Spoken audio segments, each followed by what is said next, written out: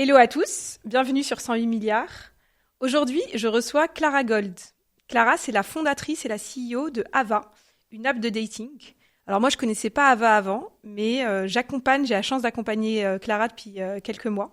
Et vu les conversations qu'on a souvent dans nos séances, j'ai trop eu envie de l'inviter. Je trouve qu'elle incarne hyper bien ce que tout le monde vit en fait, tous les entrepreneurs vivent. C'est une sorte de paradoxe entre d'un côté... je suis brillante et je sais que je le suis et j'ai hyper confiance en moi, je suis hyper optimiste. Et en même temps, des fois, ça descend très très bas.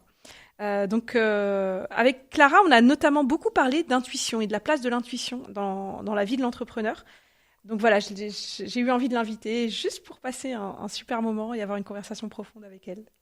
Salut Clara. Salut Mounia, putain t'es sérieuse, je vais ouais. pas devoir raconter trop de conneries. Si, vas-y, c'est juste moi mes intros, je suis toujours un peu mal à l'aise au début.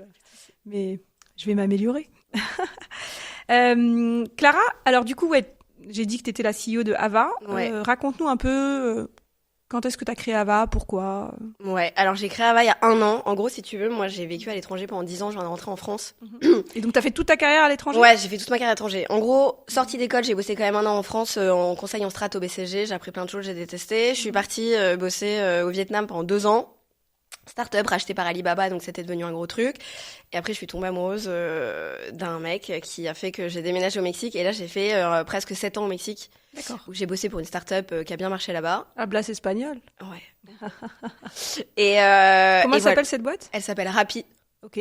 Et donc, top 10, boîte YC. La boîte a levé 2,5 milliards. Je suis partie, la boîte valait 7 milliards. Wow. Et je suis arrivée au tout début. Donc, j'ai vraiment vécu la hype de ce que c'est qu'une boîte qui marche. Donc, ça te matrixe pas mal en termes de ce que tu crois que c'est l'entrepreneuriat. Ouais, et ça a l'air beaucoup plus facile que ça.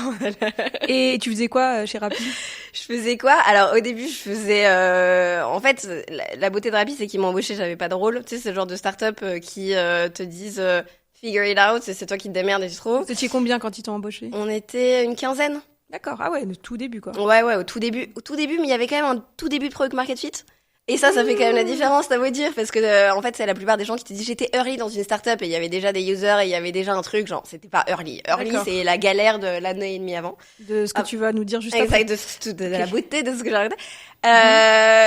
Je suis arrivée, qu'est-ce que j'ai fait? Au début, je faisais business development, etc. Après, on a vu notre série A avec Sequoia. Là, je suis partie l'idée toute l'expansion. Donc, au début, on était que dans un pays. On en a ouvert 9. Donc, moi, j'ai l'idée ça. Après, j'ai l'idée la growth pendant 4 ans. Donc, ce qui était acquisition d'utilisateurs, rétention d'utilisateurs. Donc là, on a fait 100 millions d'utilisateurs. Waouh. Donc, le truc a bien cartonné. Et les 2 dernières années, j'ai fait du product. D'accord. Okay. Voilà. Donc, j'ai touché un peu à tout. Ok. Et donc, qu'est-ce qui s'est passé? Pourquoi t'as voulu te barrer? Pourquoi j'ai voulu me barrer? Parce que tout était parfait. C'est-à-dire que t'arrives à un moment, j'étais là depuis 6 ans et demi, la boîte cartonne, on est prêt à IPO. J'ai un job qui m'éclate toujours, je bosse avec les founders, j'ai une super team. Et en fait, ce qui se passe, c'est que je me retrouve en Uruguay. En gros, si tu veux, je me suis séparée de mon mec de l'époque. Ah. Je suis partie. J'ai l'impression que finalement, il a été assez. Bien sûr, il a été hyper clé dans ma life. Je le remercie pour plein de choses. Et ça, c'est hyper intéressant, juste parce que moi, tu sais, souvent les gens me disent, est-ce que tu fais du coaching pro ou perso? Et à chaque fois, j'explose de rire. Parce que les décisions qu'on va prendre au niveau pro, en fait, sont beaucoup influencées par ce qui se passe dans notre vie perso et vice-versa. Bien sûr. Et en plus, quand t'es entrepreneur, il n'y a pas de distinction entre ta vie pro et ta vie perso, ça n'existe pas. Encore plus. Genre, Mais en vrai, il n'y a pas de distinction chez personne. Non. C'est juste que les autres l'assument moins. Exactement. Ouais, peut-être. Et donc, on s'est séparés, je suis partie voyager, j'ai eu cette espèce de besoin de liberté, de voyage, et je suis partie faire de l'ayahuasca au Brésil, et j'ai compris le sens de la vie, et après je suis partie faire du kite en remote pendant 1 an et demi. Et explique pour ceux qui connaissent pas, c'est quoi l'ayahuasca? Je connais, mais... On va y aller. Alors, l'ayahuasca, c'est un psychédélique ultra... on peut y aller sur le sujet si tu veux, parce que c'est un de mes sujets de prédilection. En gros, si tu veux, c'est une plante qui pousse dans l'Amazonie. Et qui a un effet psychotrope, qui a un effet qui te permet de rentrer dans un état altéré de la conscience et d'aller vraiment puiser dans ton subconscient. Donc en gros, tu prends ça la nuit, tu tripes pendant 10 heures et c'est comme si tu étais dans une espèce de rêve éveillé où tu comprenais, tu revenais à l'essence de tous tes traumas, de toutes tes insécurités, tous tes trucs pour arriver à solutionner les problèmes à la racine. Ok, génial. Fermons la parenthèse, on Et garde on y ce reviendra. sujet-là, voilà, parce que moi j'ai plein de choses à dire Et sur on y le sujet. reviendra, bien sûr. J'ai fait un épisode moi avec mon associé Raph pour dire que moi je prenais plus rien depuis plusieurs années C'est vrai et pourquoi, mais que je comprends que c'est un on autre peut en chemin. parler, et parce que que c'est moi, je ok. prends un paquet de trucs. Et... Ah, mais c'est pour ça, c'est ça qui est drôle, c'est ça qui est énorme. On va essayer de voir, les chemins vers la conscience sont différents et chacun peut choisir le sien. Mais ok, donc du coup t'es allé faire ton Donc, du coup, voyage je suis partie, tout ça, Uruguay, etc. machin. Et en fait, c'était intéressant parce que je me retrouvais pendant 2 mois en Uruguay, seule dans une tiny house, et là, crise de solitude. Bah t'étais Passe seule en 2 même mois. temps. Non, mais j'étais seule, mais j'ai toujours été très solitaire, etc. Mais là, j'arrive, j'ai 30 ans, je perds de sens. Rapide, ça cartonne et tout, ça m'excite plus. J'ai plus le feu, ça devient un peu politique, et moi ça m'emmerde la politique et je suis mauvaise là-dedans et voilà, ça m'intéresse pas. Et j'avais encore cette espèce, et ben, t'as ouvert le podcast en disant qu'on est plein de paradoxes, et là j'avais ce paradoxe j'avais encore envie de faire plein de choses, j'avais envie de faire plein de choses, et j'avais l'impression de plus avoir les moyens de le faire. D'accord. Et rentrer, et c'est marrant parce que je sais pas, il y a plein de gens qui ont peut-être déjà fait des burn-out, etc. Et ça se matérialise par plein de manières. Moi, je pouvais pas me connecter à un call. C'est-à-dire que le fait de devoir rentrer dans le hangout, dans le meeting, j'avais envie de chialer. Ah ouais. Et le jour où c'était ça, j'ai appelé le cofondateur, je lui ai dit, écoute, faut que je parte parce que j'ai encore envie de faire plein de choses et je me sens emprisonnée. Et il t'a dit quoi? Il m'a dit, sans blague, on s'y attendait pas du tout. C'était obvious. En fait, ce qui s'est passé aussi avec Rappi, c'est qu'ils ont créé, je sais pas si tu connais un truc qui s'appelle la PayPal Mafia aux États-Unis, c'est-à-dire que tous les early mecs qui ont monté PayPal, des Elon Musk, des Reid Hoffman, des machins, des trucs, tous ces mecs-là, ils ont fini par créer leur boîte. Et en fait, Rappi a créé cette espèce de vague d'entrepreneurs en Amérique latine où tous les anciens Rappi ont monté 250 boîtes. D'accord. Donc il y avait la Rappi Mafia. C'est la Rappi Mafia, ça Ils s'appelle ont comme ça en l'habitude. Amérique latine, exactement. Et en fait, ils savent que ils te prennent au début, qu'ils vont te perdre un jour, et donc Et ils te limite, disent- ils vont être BA dans ta boîte. Exactement, et Business Angel. Exactement. Dans ta boîte. Ok. Et donc crise de sens, et surtout, j'ai commencé à être obsédée par le sujet de la solitude, où je me disais, et encore, bon là, on va entrer dans un truc perso, mais moi, j'ai une enfance un peu compliquée, et du coup, j'ai toujours eu un single player mode qui est extrêmement fort, c'est-à-dire, j'en ai branlé du reste du monde, et je peux tout faire toute seule, et j'ai besoin de personne, et C'était ton truc de survie. Exactement. T'as des frères et sœurs? Ouais, j'ai 3 sœurs. Ok. T'es proche d'elles ou pas? Alors maintenant, ouais, mais pendant D'accord. pas mal d'années, je me suis assez coupée de tout le monde, et d'ailleurs, c'est pour ça que je suis partie à l'étranger, et là, D'accord. pour En fait, le tu coup, t'es dit ton truc de survie comme tu copais pas avec ce qui se passait. Exactement. Ah, on va faire des tonnes de franglais, ça va être un Horrible. enfer. ça Et va là, être on un va se enfer. faire allumer. C'est pas grave, on C'est pas assume. On est dans la Startup S'en Nation fout. après tout. S'en fout. C'est que tu t'es mis en mode single player. Ouais.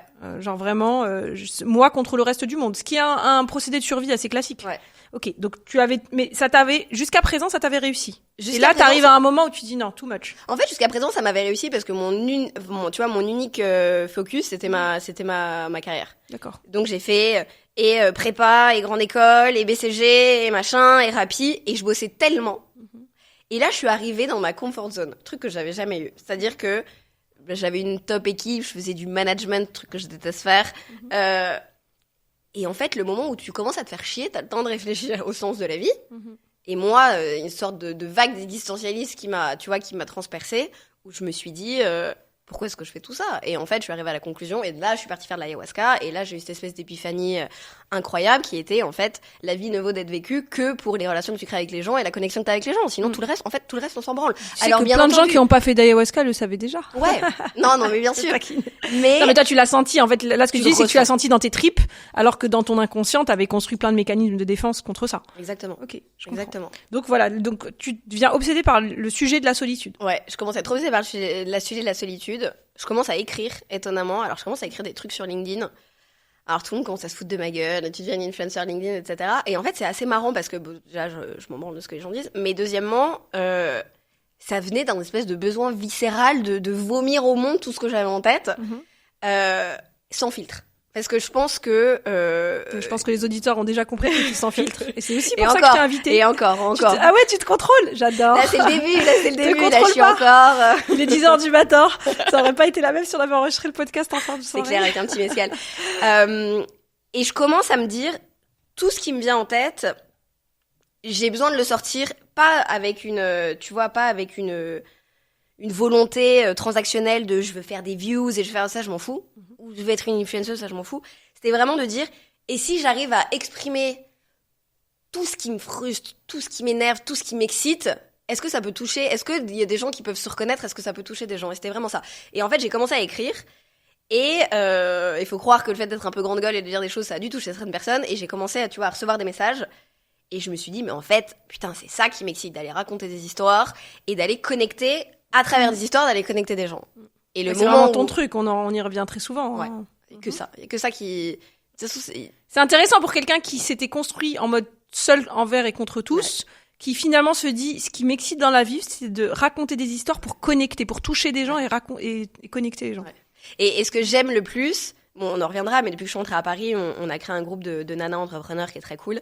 Et à chaque fois que j'en ramène une dans le groupe, je fais une sorte de cérémonie d'intronisation où je raconte l'histoire de cette personne à travers mon prix. Donc avec beaucoup de dérision, je mets les pieds dans le plat. Et en fait, je pense que ce que j'aime bien, c'est, et on en parle beaucoup, tout le monde parle et la vulnérabilité, maintenant il faut en parler, etc. Tout le monde en parle, enfin tu vois...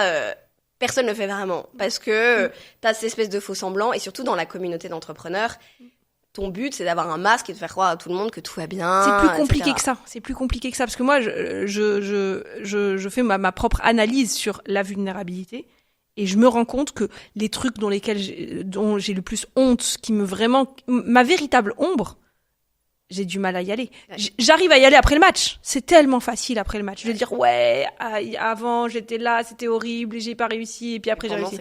Mais pendant, c'est compliqué. Et c'est aussi être capable de se dire, tiens, on s'autorise à se dire, il y a certains sujets ou certains challenges, on n'arrive pas à être vulnérable. Alors, on arrive avec plein de personnes. Par exemple, moi, j'ai jamais de difficulté à être vulnérable avec, franchement, beaucoup de monde, en one-to-one ou en petit comité. Mais être vulnérable sur LinkedIn, etc., bah, mine de rien, je me rends compte qu'il y a une ombre que je garde pour moi. En fait, il faut toujours trouver il faut trouver la confiance avec les gens et c'est ça qui est difficile. Et le seul, tu vois, je le voyais hier, je parlais avec un entrepreneur. Il monte un truc incroyable. Il monte une plateforme avec des influenceurs, etc. C'est incroyable ce qu'il fait.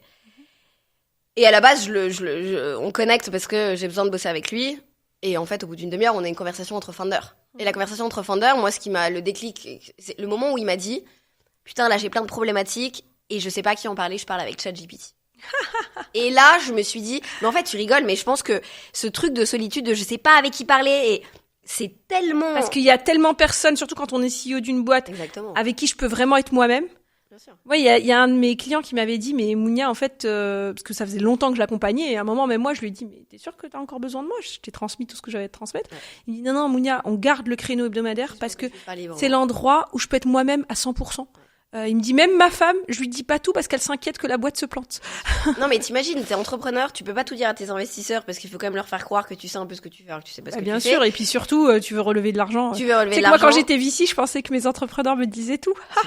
Tu parles. Je pense qu'il y a deux types de VC. Il y a quand même des VC en qui tu peux avoir un peu plus confiance et voilà. Oui, et ils me disaient beaucoup par rapport à d'autres, mais c'est pas la même chose. Tu peux pas tout dire. T'as tes employés, ou alors là, c'est encore pire que les investisseurs, où faut leur faire croire que tu sais la direction dans laquelle on va et que toi tu te réveilles et que t'es toujours motivé, alors que pas du tout.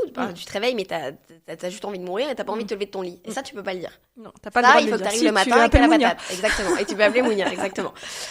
Donc t'as ça. Et après, moi ce que je trouve encore plus difficile, c'est ton cercle social. Si ils ne partagent pas en fait, s'ils font partie de la communauté de la tech, ou en fait faut te travestir d'une certaine manière parce que tu vas en soirée ou tu vas en dîner. Et c'est terrible, à partir du moment où tu es entrepreneur et à partir du moment où tu deviens obsédé par un sujet, et tout ce qui se passe dans ta boîte, et le truc que t'as pas encore craqué, etc., que le reste, tu commences à t'en foutre. Et donc, tu vas, tu vas dîner avec des gens, et si tu pouvais, tu parlerais que de ce truc qui s'obsède, et tu deviens extrêmement égoïste. En fait, je pense qu'il y a une vraie problématique quand tu deviens entrepreneur, ou alors peut-être que je vais parler pour moi, d'ailleurs, je vais pas parler pour tout le monde, je deviens extrêmement égoïste. C'est-à-dire que tout ce que font les autres, c'est un peu moins important. Le mec, il va te raconter ses petits problèmes de CDI, d'employés, de trucs. C'est terrible. Et alors que ça le touche autant que toi. Mais il y a une sorte de suprématie de l'entrepreneur parce que là, tu dis, moi, j'essaye de faire bouger les lignes, moi, j'essaye de changer les choses, moi, j'emploie des gens, moi, je fais des trucs. Il faut pas trop se prendre au sérieux, quoi. Exactement. Ouais, faut arrêter de...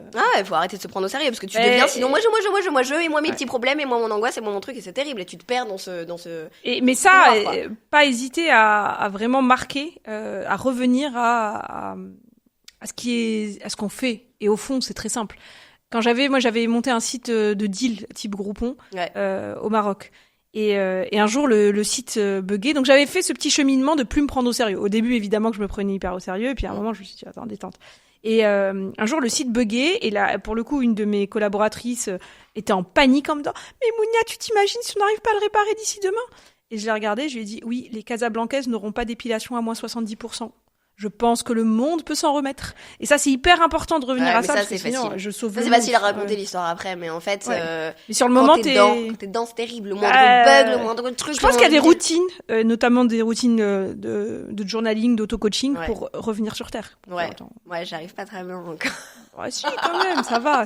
Au moins, on le fait une fois par semaine ensemble. Mais c'est difficile de t'extraire de ton égocentrisme qui, je pense, est exacerbé par l'entrepreneuriat, Oui, c'est sûr. Et moi, j'ai beaucoup d'amis entrepreneurs. Il y a eu des périodes où ils ne parlaient que de ça. Et c'était, pour le coup, en plus, avec beaucoup de bienveillance, on était contents d'être là pour eux et qu'ils nous parlent de leurs trucs, même si on voyait qu'ils étaient obsédés, ça nous allait. On les taquinait un peu, mais c'est bien, ça nous allait. D'un moment, ça te... Voilà, exactement. Et puis surtout pour eux, parce que le problème, c'est que du coup, après, tu deviens ta boîte. Et donc, tout ce qui arrive à ta boîte, ça touche ta personne. Et ça, c'est compliqué. Boîte. Si tu deviens pas ta boîte... Ouais, je sais que t'es pas d'accord. Je sais que t'es pas d'accord. Pour moi, si t'es pas ton produit et pas ta boîte un minimum, ça veut dire que les choses... Et ça fait souffrir, et c'est terrible. Et il faut arriver à s'en détacher, et c'est... Voilà, c'est ce qu'il faut arriver dans la vie pour pas être malheureux. Et d'un autre côté, c'est ce qui te donne ce feu, et c'est parce que ça te touche et que ça te fait mal que t'as envie de le solutionner, d'aller trouver des trucs que les autres n'iraient pas forcément. Ok, donc et on revient justement au sujet, au cœur du paradoxe. Ouais. Comment est-ce que je peux être ma boîte et souffrir pour ma boîte sans trop me prendre au sérieux? Ouais. Je sais pas si c'est possible. Je pense que c'est possible avec du temps. En fait, je pense que... Et j'ai rencontré des entrepreneurs qui étaient entrepreneurs depuis longtemps. Et le détachement, il vient... Je pense qu'il vient sur le tard. Mais si les 3 premières années, t'as cette sorte de detachment... Et peut-être que je me trompe, hein, il y a des entrepreneurs qui arrivent et tant mieux pour eux. Mais c'est parce que tout te fait mal que t'as cette intensité, que ça te réveille la nuit, que t'as cette idée qui sort, que t'as cette énergie, quoi. Je sais pas si le détachement, alors après tu peux devenir un monk et te dire et une sorte de stoïcisme. Mais non, c'est pas ça du tout. C'est pas ça du tout, justement, parce que ça, tu vas pas aller creuser dans ce qui est émotionnel et quand ça te fait mal. La piste que je vois, moi, c'est de pouvoir, c'est un peu bateau, mais vraiment vivre dans l'instant présent. Ouais. C'est-à-dire que quand je suis en train de réfléchir à ma boîte, je suis à fond et je souffre à mort, entre guillemets, s'il faut souffrir. Mais quand je suis en train de discuter avec une copine, ouais, mais j'aime. Alors, en fait. J'adore cette idée. Génial, j'y arrive pas. Je suis avec mon mec, 90%, je suis en train de penser avec ma boîte, je suis en train de penser à ma boîte. Ouais. Même quand tu kennes, t'es en train de penser à ta boîte. Les entrepreneurs, ils vont te dire ça, mais bien sûr. Bien sûr. Genre, il y a plein d'entrepreneurs, je suis sûre, qui te disent pendant que je ken, je pense à ma feature, je pense à mon bug, je pense au mec que je dois aller virer, et qu'en fait, j'en suis sûre. Alors, pas tout le temps, heureusement. Pas tout le temps, heureusement. Ouais, d'accord, mais souvent. Alors, ce qui serait intéressant, tiens, homework pour la semaine prochaine. Tu peux ken avec Hugo. Tu peux ken et voir la différence entre les moments où tu penses à ta boîte et les moments où tu penses pas à ta boîte, et qu'est-ce qui est différent dans ta routine de santé mentale à ce moment-là. Ouais. On est en train de parler de santé mentale, en fait. Ouais. C'est hyper important de savoir débrancher ta machine à... Ça run tellement en background sync que tu t'en rends pas forcément compte. En fait, le truc, c'est que tu viens de passer 1 heure. Ouais, des soirs, vraiment, où je me dis, je rentre ce soir et je prends du temps pour moi. Okay. Et t'y arrives pas. Et en fait, alors, j'y arrive jamais. Mais deuxièmement, même si je suis sur mon canapé, je vais faire un truc, en background, j'ai le truc de putain, j'ai cette campagne-là qui a pas marché, qu'est-ce que je fais ça de... Et en fait, genre, t'arrives jamais vraiment à unplug. Alors... Je pense qu'il faut trouver des routines pour arriver. Moi, j'arrive pas. Le journaling, ça marche très bien. Tu le fais pas assez. C'est bien. C'est pas grave. Ouais. C'est que ça te dérange pas encore assez. C'est que ça te dérange pas encore assez. Ça commence à piquer un peu quand même. On va pas se mentir. On le fait au moins 1 fois par semaine ensemble. Mais écrire, c'est hyper important pour calmer de l'anxiété et le cerveau qui arrête pas de tourner. Écrire. Notamment, moi, je sais que ça m'arrive plus trop, mais ça m'arrivait à un moment et ça peut revenir. Je me réveille la nuit. Insomnie. Ouais, c'est toi qui m'as dit ça. Je me lève, je sors de mon lit, j'écris, et ensuite, ça passe. Ouais. Bon, on pourra y revenir. Mais là, on est allé on a fait une petite sortie, on va revenir sur l'autoroute. Ouais. Donc, du coup, tu t'attaques au sujet de la solitude. Crise existentielle. Et tu dis, je veux régler ça. Il faut que je monte une boîte.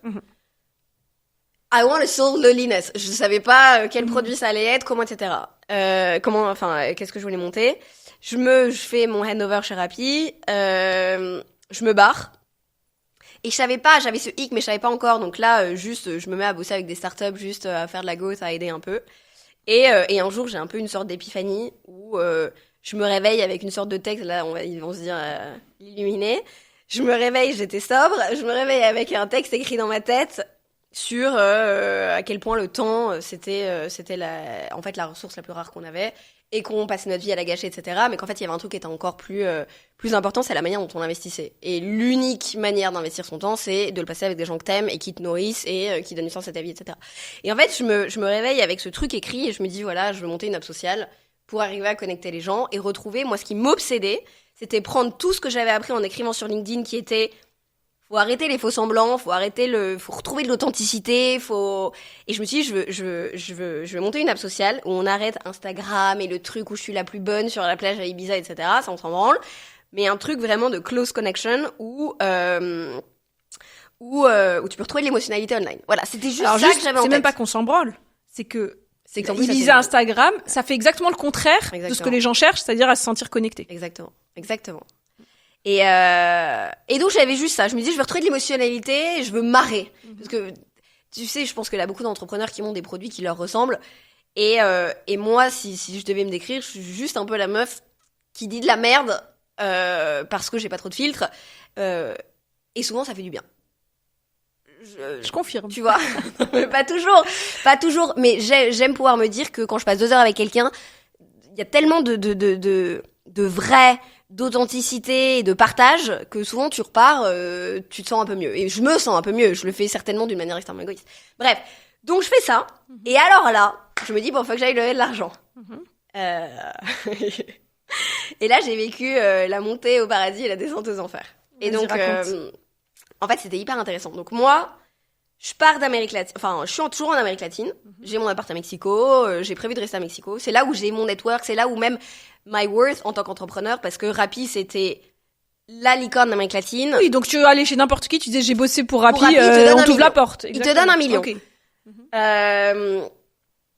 Et ce qui se passe, c'est que je rentre à Paris 2 semaines, je sais plus, en septembre, et je parle avec Alexandre Berich, qui est scout de Sequoia, qui est un mec top. Franchement, dans l'écosystème, je pense que c'est un mec qui fait beaucoup de bien et qui est top pour les entrepreneurs. Et je lui pitch ça, cette espèce d'illuminé. Bon, Alex, ça faisait 2 ans que tous les jours, il m'écrivait sur LinkedIn. Je sais que tu vas monter une boîte, je sais que tu vas monter une boîte. Dis-moi donc il faisait son boulot. Il faisait son taf. Ouais, Alex, genre, il arrive à savoir que tu vas être entrepreneur avant même que toi, tu saches que tu vas être entrepreneur. Monstre. Et on se pose, et je sais pas, je lui raconte n'importe quoi. Genre, tu termines les 10 minutes de pitch, tu peux pas savoir ce que j'ai envie de monter. Il se dit, elle est tarée. Il commence à me faire toutes les intros de la Terre. Et Sequoia et Axel et machin et trucs, donc top tier VC. Et moi, 2 jours avant, j'avais un texte écrit sur un truc, et le lendemain, je me retrouvais avec Sequoia. Et en fait, j'étais tellement naïve. Sequoia, pour ceux qui savent pas, c'est juste l'un des meilleurs fonds de capital risque du monde. Hein. L'un des plus anciens, l'un des plus connus, quoi. Ouais. Okay. Oui, c'est ce qu'on fait, SpaceX, Google et machin, etc. Et c'est les genres en fait, c'est le genre de fonds où on te dit, si tu vas les voir, il faut être extrêmement préparé, etc. Moi, j'avais prévu de rentrer 2 semaines à Paris, de retourner dans mon appart à Mexico, et j'avais un texte écrit sur une feuille, quoi.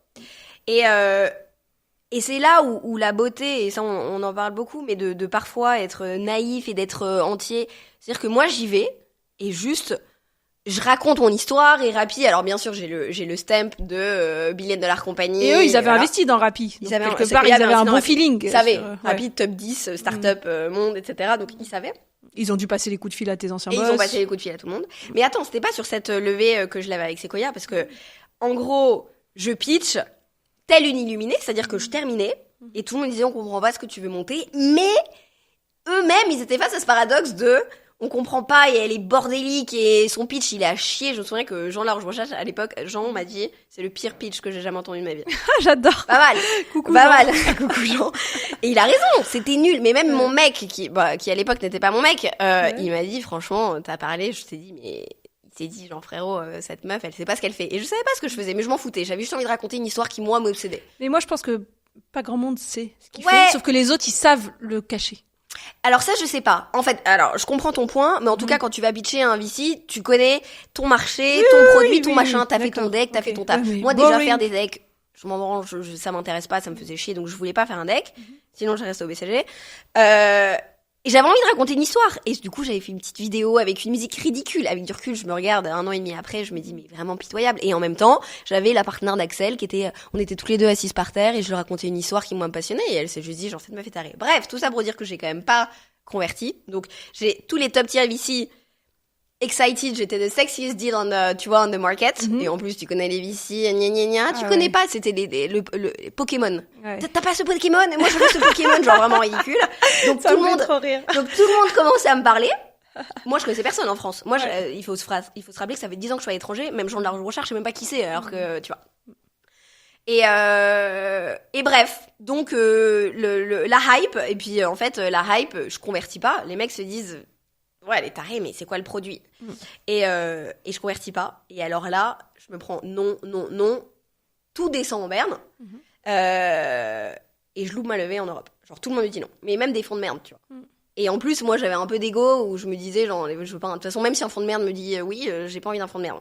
Bon, c'est pas je sais pas si c'est une bonne ou une mauvaise manière de penser, mais c'est ma manière de penser. Voilà.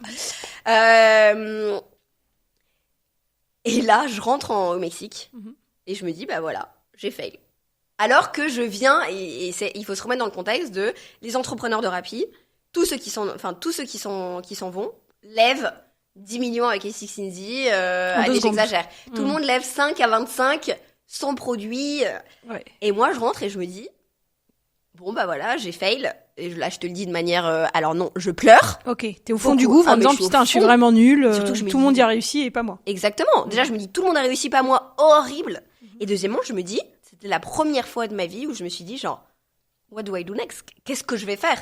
J'ai pas réussi à lever de fonds, donc je peux pas embaucher de gens. Alors, T'avais pas d'associé? J'avais pas d'associé, j'étais toute seule. Je savais pas ce que. Et puis moi, je sais rien faire. En fait, il faut quand même Moi, je suis pas technique. Moi, je sais pas design. Bon, je sais faire des screen Figma très moches. Mais je sais pas design, je sais pas coder. Je ne sais rien faire. Donc c'est pas en mode. Alors on peut revenir sur le débat de je ne sais rien faire, mais en tout cas, tu n'as pas de truc technique, de coder, de design. Je commence à build un product toute seule. Je peux pas. Et tu voulais build un product. Et je voulais build un product. Et donc là, je rentre en Amérique latine et je me dis bah là j'ai fail. Et en fait, là où j'ai eu de la chance, c'est qu'en fait une partenaire d'un des fonds en Amérique latine, elle me dit Clara, j'arrive pas à comprendre. T'es partie lever, tu nous parles même pas en Amérique latine, c'est ridicule. Et là, j'ai levé 1 million en 3 jours.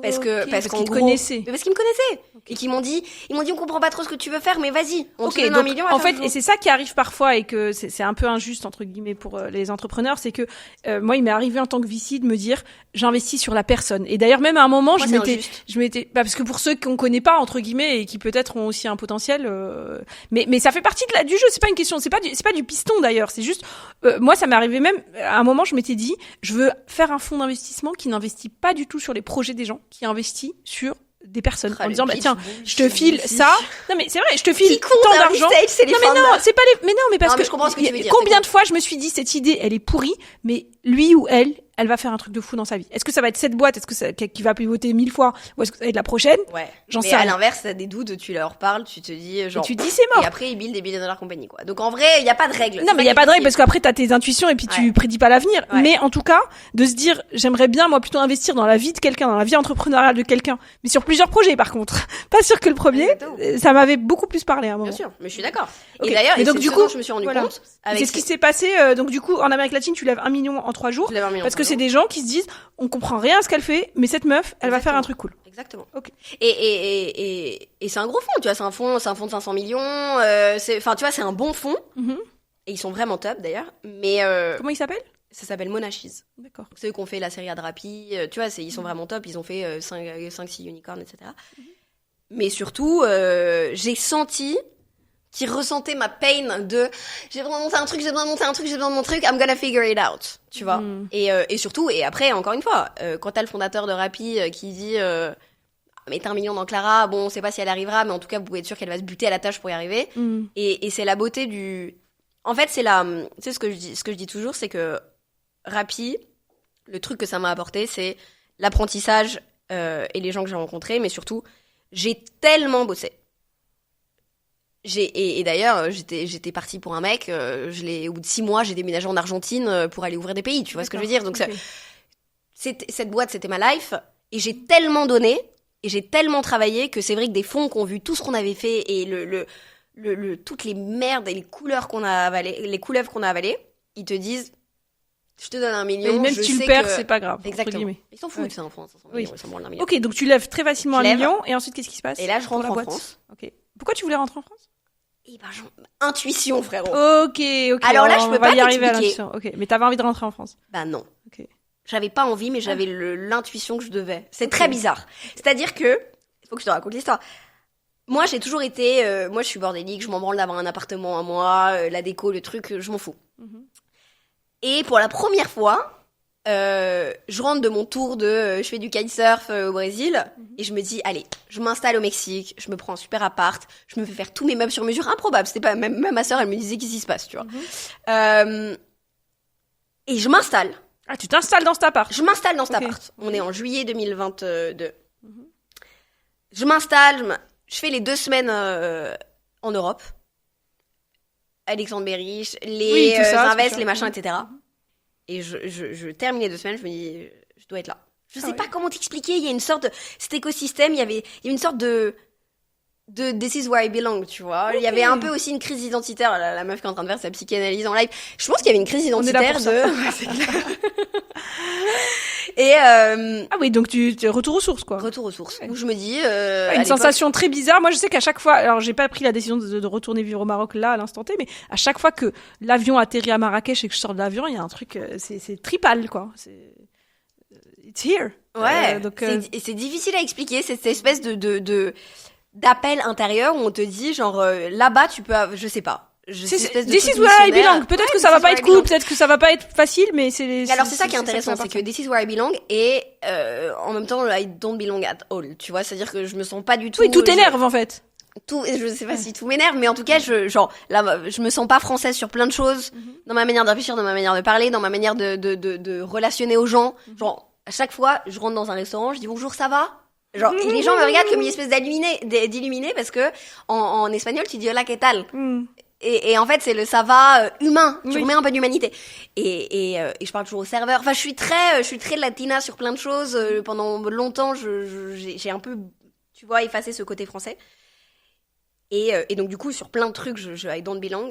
Mais fallait que je sois là. Ok, donc voilà. Je déménage en décembre, je garde mon appart à Mexico, genre, je déménage, je prends une valise et je pars. D'accord. Et je me dis, I will figure it out. Je repartirai, j'irai chercher mes affaires, etc.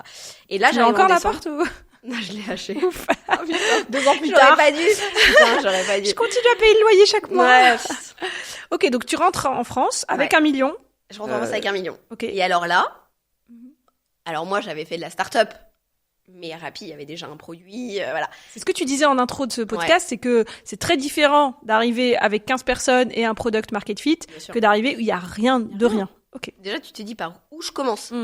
Est-ce que je dois trouver des bureaux? Est-ce que je dois pas trouver des bureaux? Où est-ce que je trouve des gens? Quel genre de profil? De quel genre de profil j'ai besoin? Et là, ça a été très difficile. Et Oui, mais tout ça, c'est intéressant parce que je pense que si t'étais resté à Mexico, j'entends, hein, je veux revenir, ok, c'est machin, mais à Mexico, tu te serais peut-être posé moins de questions parce que t'aurais peut-être débauché des gens de ton ancienne équipe. Enfin, tu vois ce que je veux dire? Ouais, je sais pas pourquoi j'ai fait ça. Non, mais c'était ton chemin. C'était ton chemin. Ce sera à refaire, je referai la même chose. Mais en tout cas, j'ai choisi le chemin compliqué, je sais pas. Le chemin, il y a un livre qui s'appelle Le chemin le moins fréquenté. C'est vrai? Bah voilà, c'était ça. Alors que c'est vrai que je serais restée en Amérique latine. J'aurais fait une team rapidement de gens qui m'auraient... tu sais, la cohérence, on la voit toujours après. Donc, on comprendra à la fin de l'histoire pourquoi t'es rentrée. Exactement. Mais du coup, donc j'arrive et là, je me dis... faut que j'embauche des devs, quoi. Enfin, faut que je commence... Et là, j'ai pris la 2e marée en France, c'est-à-dire que... on me dit... c'est le moment où on me dit, il y a Zenly qui ferme. Donc, il y a plein de devs. Donc, il faut que... c'est là-bas, c'est des gens, ils savent faire du social, il y a des gens... Tu savais que tu voulais faire une app de dating? Non, pas encore. Non, pas encore. Toi, c'était Ok, une app sociale qui règle le problème de la solitude. Qui connecte les gens en mettant de la personnalité dans l'app. C'était ça mon truc, genre, je savais pas trop. Ok. Et en gros, du coup, je commence à écrire à tout le monde sur LinkedIn. Et là, je prends la marée. Je prends la marée parce que déjà, il y a un truc qui est la Zenly Mafia, où les mecs, en fait, Zenly est en train de fermer. Et donc tout le monde est un peu hype de putain, ils vont builder plein de choses. Et je pense qu'il y avait aussi de l'ego de putain, on est les mecs qui avons buildé l'app sociale qui a cartonné, etc. Et moi, j'arrive avec toute mon humilité de oui, bonjour, je suis en train de monter une boîte. Et soit, donc personne me répondait, ou alors les gens, enfin, il y avait des échos qui commençaient de c'est qui cette conne elle a aucune crédibilité pour aller faire une app consumer, alors que je venais faire 7 ans de l'app consumer qui a quand même fastest growing startup in the world. Donc, je me disais, bon, je sais pas si j'ai pas de crédibilité, frérot, quand même. Bon, voilà. Et je me prends pas mal de portes. Et là, je me suis pris petit ego check qui m'a pas fait de mal, je pense aussi, parce qu'en gros, je suis arrivée de chez Rappi où il faut comprendre un truc. Alors moi, j'ai jamais eu un. Je pense qu'il faut avoir de l'ego, et d'ailleurs, il faut arrêter tu vois, de tuer l'ego sur l'ego, c'est mal. Je suis archi d'accord. Mais l'ego, c'est un super copilote. Exactement. Faut le gérer, faut le nourrir. Faut nourrir.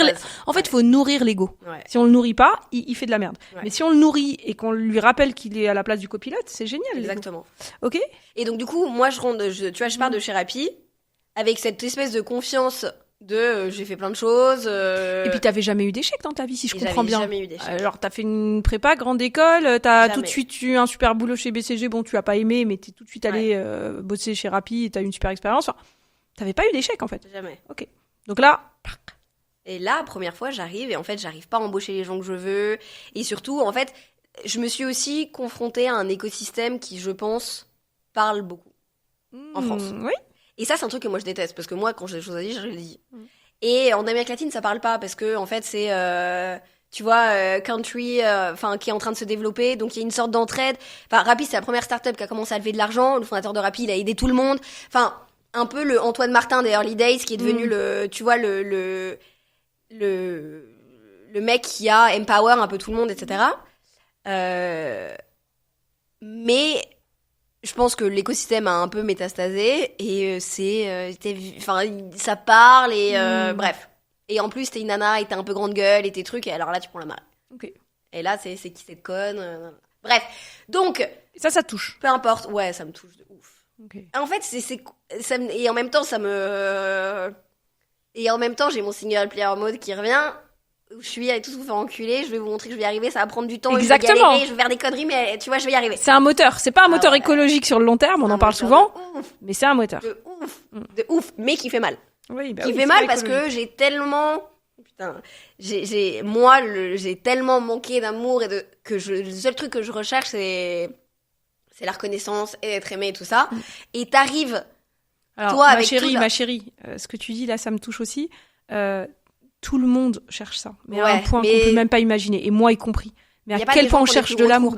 Si, évidemment, si, il y a des gens, et on en a parlé plusieurs fois, mais il y a ceux qui ont pas eu ça de manière inconditionnelle, enfant, ou qui l'ont eu de manière imparfaite, ce qui est le cas quand même de beaucoup de gens. Ouais. On a une espèce de soif infinie, peut-être, je sais pas, mais alors je peux dire que c'est intéressant depuis que je fais mon métier. Ouais, bah toi, tu dois voir que ça. Mais le truc, c'est que quand c'est un de tes moteurs de écoutez-moi, regardez, aimez-moi, et toi t'arrives en France et là, boum. Ouais. Et là, tu te dis genre putain, pas agréable quoi. Du coup, la France m'avait doublement désaimé entre la levée de fonds ratée et t'arrives et en fait tu passes pour une conne alors que t'as rien fait à part j'ai envie d'aller monter une boîte, regardez ce que je mets sur la table. Bref, je commence à builder la team et en gros, là, ça fait 1 an et le produit, je suis pas, en fait, moi, j'étais pas obsédée par une app de dating à la base. Moi, je suis obsédée par aller raconter des histoires. Je suis obsédée par monter un produit qui va faire que les gens ont envie de le télécharger, pas parce que la feature, elle est incroyable et machin, etc., mais parce que, putain, ça me touche ce que ça fait, ou ça me fait rire, ça me crée de l'émotionnalité. Et en gros, il s'est passé 2 choses, qui est quand tu réfléchis aux histoires dont on parle le plus, ces histoires d'amour, ces histoires de cul, et ces histoires, tu te mets un brunch avec 4 de tes super copines un dimanche, on parle de ça, quoi. Tu vas parler que de cul, de ton mec, de ton machin, de tes red flags, de ton anxiété, de ta solitude, ces trucs. Donc ça, c'est le sujet qui obsède tout le monde, et en fait, je m'en suis rendu compte en shippant la première version d'Ava, qui était un AI companion à la base, où je me suis dit, moi, j'ai envie d'aller comprendre comment les gens interagissent avec une AI, qu'est-ce qu'ils leur racontent, et en fait, on a shippé ça, et on s'est rendu compte que les gens parlaient que de ça. Et j'ai rencontré ce mec, je sais pas quoi faire, et je me suis dit, en fait, AI Companion, si tu veux l'expliquer aux gens qui connaissent pas, c'est un peu comme le film Her, c'est un ami, mais en mode IA. ok. que t'as pas envie de dire. Ça, on en a plein des amis qu'on n'a pas envie de ken. Non, mais dans Her, il a envie de Ah oui, c'est vrai, t'as raison. Bah ouais, mais ça, tu peux pas contrôler ce que la personne a envie de faire ou pas. Exactement. Ok, donc c'est ça, au début, t'es allé là-dessus, et donc t'as constaté que les gens, ils parlaient que de ça avec leur AI compagnon. Ouais. Et tu je te me dis, suis dit, ok, en fait, il faut y le play, aller. c'est le dating. Pourquoi c'est le dating? Parce que, c'est une industrie. Moi, le truc qui m'excite dans le dating, c'est que ça touche au besoin le plus important de l'humain. Une fois que t'enlèves la sécurité, c'est d'aller trouver quelqu'un avec qui partager ta life. Donc ça, moi, ce qui m'excite, c'est de me dire, putain, je bosse sur du human behavior et sur un truc qui, si on arrive à bien le faire, peut vraiment scaler la vie des gens et peut vraiment donner du sens à la vie des gens. Ça m'excite, l'impact. Ok. Et deuxièmement, je pense que c'est une industrie qui est... faut aller faire péter. Ça fait 10 ans qu'on n'a pas vraiment innové là-dedans. Et est-ce que toi, t'es beaucoup plus jeune que moi, donc, t'es Beaucoup plus jeune, je sais peut-être pas, t'as quel âge? 32. Ouais, non, ça va, j'ai 38. Ça J'ai l'air va, ça va. beaucoup plus jeune. C'est ça. Non, mais tu dis tellement de conneries qu'on se dit qu'on est avec quelqu'un de 22 ans. C'est clair. Non, mais ton constat, toi, parce que moi, j'entends deux sons de cloche et franchement, je les entends de manière un peu générationnelle. Ouais. Il y a des gens qui disent, ça y est, ça se fera que, le dating, la rencontre amoureuse ne se fera que sur des apps. Ouais. On est dans cette ère-là. Ou non, pas du tout, le quotidien, la vraie vie, le travail, les amis, les machins, on va continuer à rencontrer des gens. Toi, c'est quoi un peu ta conviction là-dessus? Ouais, tu regardes les chiffres, hein, t'as 50% des couples aux États-Unis qui sont sur des dating apps. En gros, moi je pense qu'il va toujours y avoir les deux. Et d'ailleurs, si tu regardes, c'est un couple sur 10 qui se forme au boulot. Donc rien que le fait tu passes ta journée au taf, bien je veux dire, sûr. à un moment. Donc je pense qu'il y aura toujours les deux.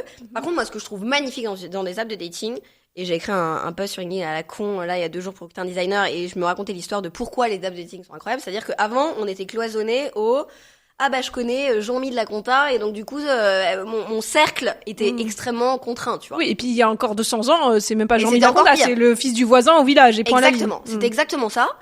Et en fait, ce qui est magnifique les apps de dating, c'est qu'on a créé une marketplace d'individus qui est presque infinie. C'est-à-dire que tu vas potentiellement... Mais ça, est-ce qu'il y a pas un côté où trop de choix tue le choix? Ouais, alors ça s'appelle la Flemme, dating quoi. fatigue. Bah ouais, flemme absolue. Ah c'est putain, là où- d'aller c'est là où- connaître les gens, de les rencontrer, et puis tu deviens hyper exigeant.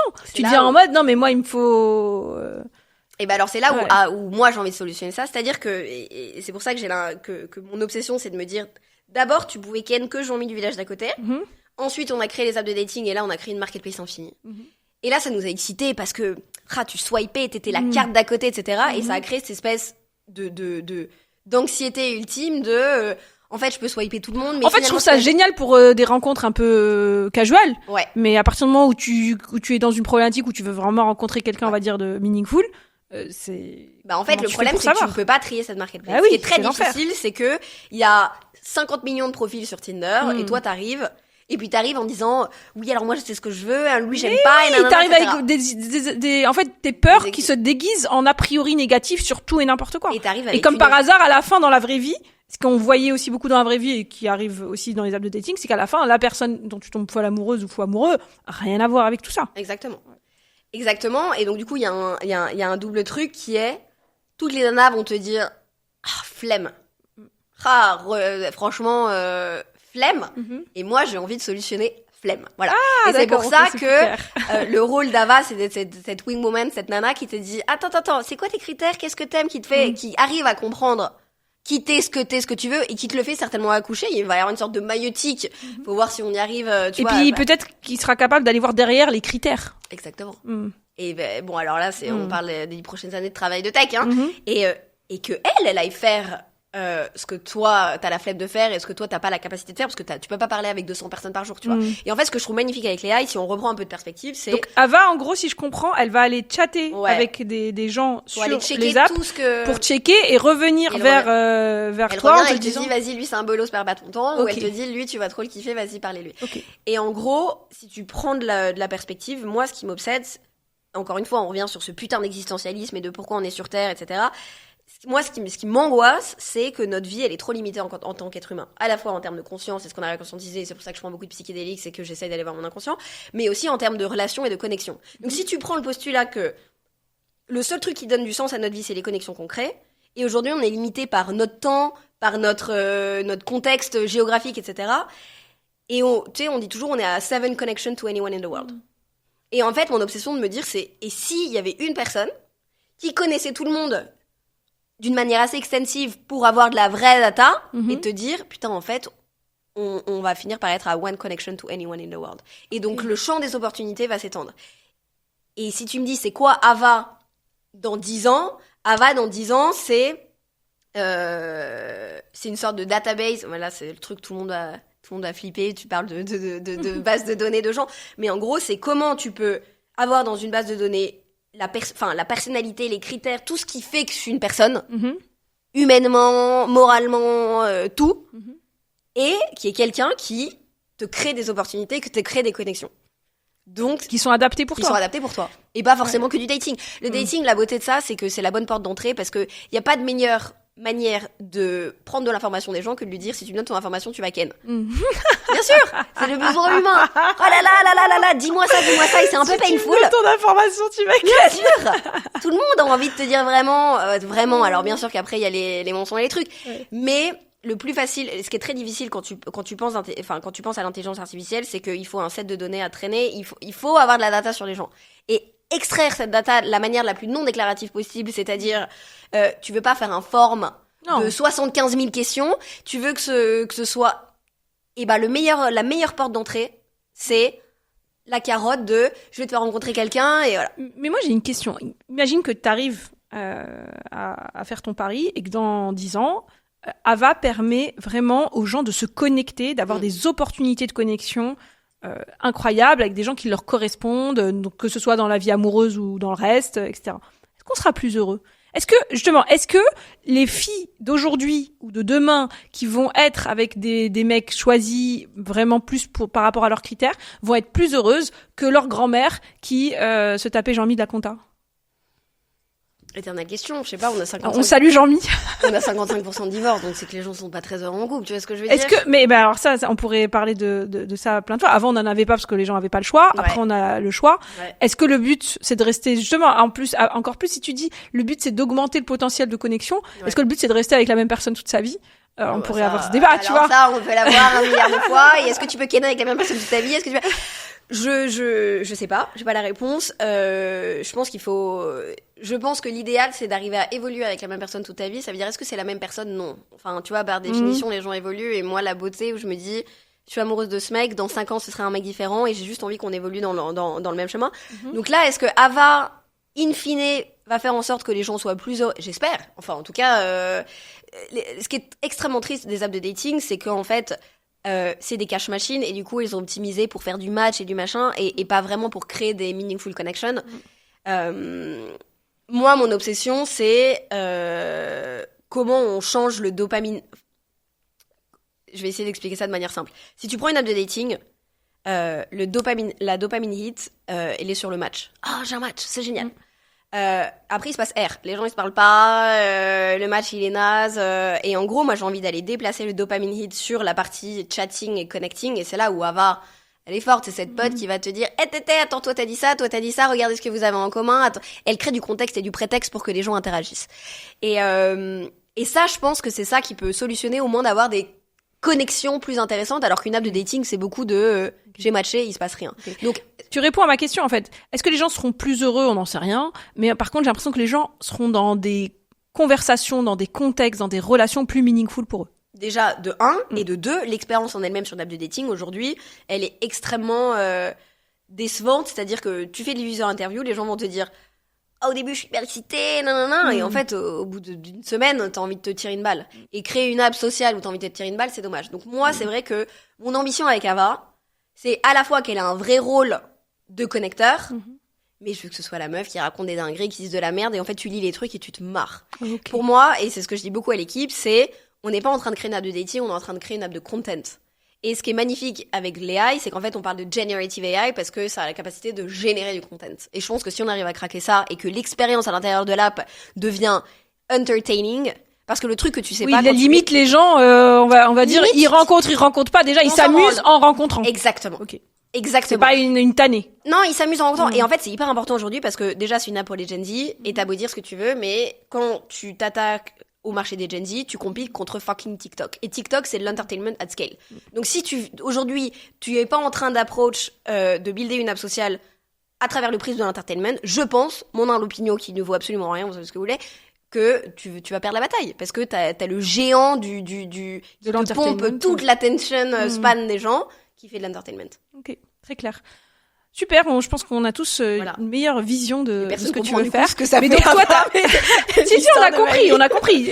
C'est une app de dating, mais avec le côté AI Companion qui va aller checker les profils, discuter avec des profils pour toi, parce qu'elle te connaît, pour te dire non, parle à lui parle pas. C'est ça. Ok. Donc du coup, moi, si on revient à l'histoire, à ton equity story, donc t'as levé 1 million, tu commences bon an, mal an, malgré tout ça, à construire une équipe, etc. Et ensuite, alors... On lance deux prototypes. Et là, je me dis, on a rien, genre 3000 downloads, 0, R. Et là, je me dis, soit je pars lever maintenant sur encore de la vision, et surtout, on a quand même buildé 2 trucs qui étaient assez marrants. Soit je lance vraiment, et là, j'ai des métriques de merde et j'arriverai jamais à relever. Parce qu'en fait, il vaut mieux lever sur une vision que de lever sur des métriques, surtout en social, ou avoir des niveaux de rétention qui sont... voilà, bref. Et donc là, c'est vachement intéressant parce que une levée de fonds, tout le monde va te dire, ça se prépare, nanana. Moi, entre le moment où je me dis ça et le moment où je mets mon cul dans un avion pour SF, il se passe 12 minutes. SF, c'est San Francisco, pour ceux qui savent pas. Et j'arrive, d'abord je passe par Miami, je vais voir le fondateur de Rappi. C'est simple, je prends un avion, alors là bon les écolos vont me tomber dessus mais c'est pas grave. Je prends un avion juste pour aller passer une demi-heure avec le fondateur de Rappi qui est mon mentor. Les écolos vont tomber dessus. Moi, je pense qu'il faut pas prendre l'avion pour des trucs qui sont pas impactants dans le monde. Donc faire 10 voyages par an dont on n'a rien à foutre, je trouve ça con. Par contre, faire un truc impactant, bien sûr qu'il faut. Enfin, en tout cas, à titre perso, moi, je me dis, je m'autorise encore à prendre l'avion pour les trucs impactants. Donc c'était hyper impactant de passer une demi-heure. C'était ultra impactant et surtout, en fait, on se rend pas compte à quel point avoir un mentor, avoir quelqu'un qui croit en toi, Et en fait, il faut les nourrir, ces relations. Et ces relations, ça se nourrit pas avec un texto de temps en temps. Donc moi, c'est vrai que je suis capable de prendre un avion pour aller jusqu'à Miami, faire 10 heures d'avion et passer une demi-heure avec quelqu'un qui je sais qui peut m'aider. Et surtout, it feels good. Ouais. Il va te nourrir, en fait, il va te regonfler. Il va me regonfler, puis il va me dire, voilà, comment on fait là. Bref. Je passe une demi-heure avec lui, je lui dis, écoute, je pars lever. Lui, il me dit, bon, je te fais 2-3 intros.